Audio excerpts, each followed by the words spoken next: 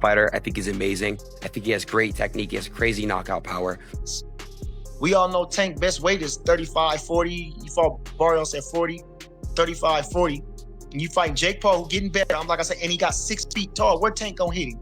Gervonta Davis opened his training camp for the Jake Paul showdown with a statement of intent. On the pads, he unleashed a blistering 35-punch combination, displaying the trademark speed and explosive power that have defined his career. His sharp precision and fluid movement showed a fighter dialed in, focused, and hungry. To fans and analysts, this was more than a workout. It was a warning. Davis is preparing to break Jake Paul down with experience, discipline, and relentless pressure once the bell rings.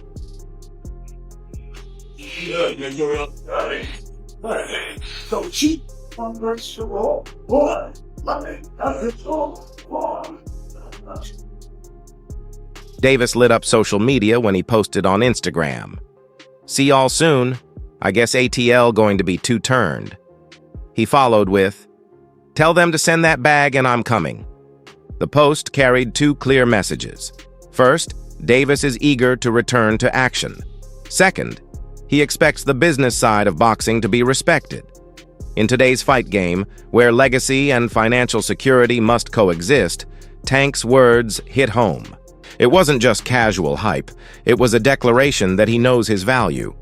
He's hungry to compete, but he won't compromise on compensation, showing the mindset of a fighter who understands both the sport and the business. I text that again. Tell them boys to give me 150 M's. I'm coming. You know what I mean? When I start streaming out that, and that, stop it, knock it off, cuz. Stop it. Tell them to send that bag, and I'm coming. And I'm, you know. Before the fight was even made official, Davis was vocal about his stance on Jake Paul's boxing career. He once dismissed Paul's efforts as trash, echoing the skepticism many pros feel towards celebrities entering combat sports. Davis argued that Jake likely turned to boxing out of boredom with ventures like YouTube. This critique highlights the clash between traditional boxing purists and the new wave of spectacle-driven fighters.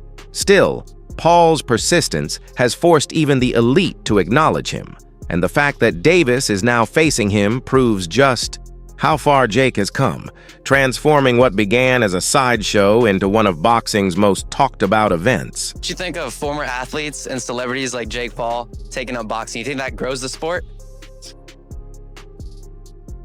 If he's doing it for the right reason, actually want to do it because of just like actually want to box, it's cool. But if he's doing it for like the wrong reason, just to get the hype and stuff like that, I feel as though it's trash. Sometimes people get bored at what they doing, and they want to try other stuff. Got to be mentally tough to be able to box. So that's why I don't take that away from some fighters or some people that want to jump into the sport. So just show how tough you are. That's how it should be. For sure. That's all I got. Thank you, bro. Sure. Thank you. Nice to meet you. The Davis versus Paul announcement has sparked fiery debate across the boxing world. To many, it's proof that the sport has shifted from merit-based competition to entertainment-driven spectacle. Critics say the fight cheapens boxing, turning it into a circus rather than a test of elite athletes. But another perspective sees it differently. Boxing has always lived at the intersection of sport and show business. From Muhammad Ali's charisma to Mike Tyson's pay-per-view dominance, spectacle has always fueled its appeal. Whether fans view this as a mockery or a moneymaker depends entirely on where they stand in the balance between legacy and entertainment. Boxing has gone too far. Jake Paul is taking on Gervonta "Tank" Davis in an exhibition bout this November. The fight will be taking place in Atlanta between the cruiserweight and the 135-pounder, nearly a 100-pound difference between the two guys. This is absolutely insane. Let me know what you guys think about this in the comments down below. Former super middleweight contender Jesse Hart came to Davis's defense, pushing back against critics. Hart argued that people are missing the bigger picture. Davis isn't abandoning legacy, he's navigating modern boxing. He insisted, Tank has every right to chase financial opportunities, even if some call it a circus. Hart's comments highlight the divide among fighters. Some believe Tank should prioritize names like Shakur Stevenson or Teofimo Lopez, while others understand the value of global paydays against stars like Paul. For Hart, this isn't betrayal, but smart business. And while most analysts favor Davis, not every voice in boxing agrees. Circus, man, that's the circus. If you want to join the circus, that's the circus. I don't see the value. I just see money involved in that. If they want the money, if that's what they want to do, then go ahead and go ahead and get the money. But other than that, I'm not. You got a guy, Jake Paul, that's what, 6'3", 6'4", almost. Then you got a guy, Gervonta Davis, that's like 5'5", a little guy. Yeah. Y'all gonna try to, who's 200 pounds, who's just for Mike Tyson there, I'm gonna throw him in there with a 135. It's just a circus, and that's what they want to do, to give money, to generate money in the sport of boxing instead of Gervonta Davis. This is a legacy fight. He was supposed to fight Lamont Rope after this, and then he say no. Think about it. You really can't say too much. When you say Gervonta Tank Davis and you say Lamont Roach, there's still a question mark on that fight. It was still a question mark on that rumble. You just gonna leave it and then go right to the money and say, no, I ain't. That's how you know legacy and everything don't matter. I did that before. I took the money with the Joe Smith fight when my hand was fucked up and, excuse my language, my hand was messed up, broke in training camp, and I still said, yo, no, I'm taking that, I'm still fighting him. I'm not gonna not fight him again. We're fighting him, Dad. We're fighting him, Rick. We're fighting him, Fred. I went against everybody. Jesse, don't take the fight, man. Let your hand heal. Let's get the surgery. No, I'm fighting him. It's too close. We 3 weeks out. I'm fighting him. Boxing commentator Andy Ross stirred controversy by predicting Jake Paul will actually win. He argued the fight makes sense for both men, but pointed out that Jake's natural size and awkward, unorthodox style could tilt the balance. His take reflects the intrigue of this matchup. While Paul doesn't match Davis's pedigree, his self-belief, size advantage, and unconventional approach inject unpredictability. Ross's prediction is unpopular, but it echoes a growing sentiment that Jake deserves more credit than many insiders are willing to give. One more things before I let you go. Jake Paul is fighting Gervonta Davis. Crazy. Your thoughts on this? I have locks with Snaggy right there.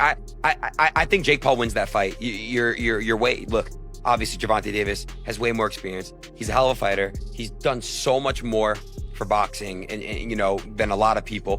But to say that, you know, that's not, everyone's gonna want to watch that fight. I think it's a genius idea. I think Jake Paul sets the craziest expectations, and I think he sets the bar so high now in the boxing world. Jake Paul revived boxing. You know, people could say what they want to say about it, but Jake Paul really revived the sport of boxing. You know, Joe Rogan once said previously, not so long ago, but he did speak about how boxing would eventually die out and all the eyes would shift to MMA. And it's true. I sit there, I'll watch UFC whenever there's an amazing pay-per-view event. I'm always watching it. Boxing, I don't really watch it as much. And yeah, you can call me a casual to the sport. I'm just getting into it. But the people that are just getting into the sport, UFC is like the new boxing, what it was 20, 30 years ago. So Jake Paul is changing and reviving the sport of boxing, in my opinion. But I think that Jake Paul wins that fight. I love Gervonta as a fighter. I think he's amazing. I think he has great technique. He has crazy knockout power. Don't underestimate him. You've spoken to him before, haven't you? Yeah. When you're doing it was you and Ron Garcia and Gervonta and Tank when they were both fighting. Yeah. I just spoke with Gervonta today, actually. So when I get back to Miami, him and I might do something. I don't know. But, you know, I think, like I said, don't count him out, but I think Jake Paul wins that fight. Coach Bernie dismissed the fight entirely, saying he doubts it will even happen. Not as a pro contest, not even as an exhibition. In his view, the matchup lacks purpose and credibility, built on hype instead of substance. His skepticism mirrors a familiar pattern, as past celebrity crossover fights have collapsed during negotiations. Bernie's doubts underline the resistance within boxing to fully embrace this trend. Yet, with both Davis and Paul publicly committed, his outlook may soon be proven wrong. Still, his words reveal how deeply divided the sport remains over the legitimacy of such events. I don't see, even at an exhibition. Now, first of all, okay, first, okay, we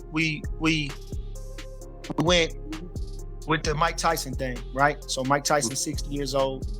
You know, obviously we all thinking that, you know, he had to pull his punches against Jake. Either one of them, both of them had to do something to get through the fight, you know, so they couldn't do their 100% thing in the fight. Now we talking about a 135-pound guy, 5'3", right? Against a 6 foot, 200-pound guy. What is the point of that? I'm asking you, what is the point of that? What is the point of that, and how you think that's gonna go? So Jake Paul, just alone, on strength alone, Tank is not a, we just seen him struggle with Lamont Roach, right? Who's a guy his size. Now, Jake Paul is not as talented as Lamont Roach, but come on now, we ain't talking about 2 weight classes. We talking about 4, 5, 6 weight classes. Come on, we gotta go from 35, we gotta go to 40, 47, 54, 60, 68, 75, 90. That's 7 weight class difference. 7 weight class difference. 7 weight class difference. We talking about 7 weight class difference. We all know Tank best weight is 35, 40. You fought Barrios at 40, 35, 40. And you fighting Jake Paul, who getting better. I'm like I said, and he got 6 feet tall. Where Tank gonna hit him? Where is Tank gonna land some punches? And he don't throw a lot of punches.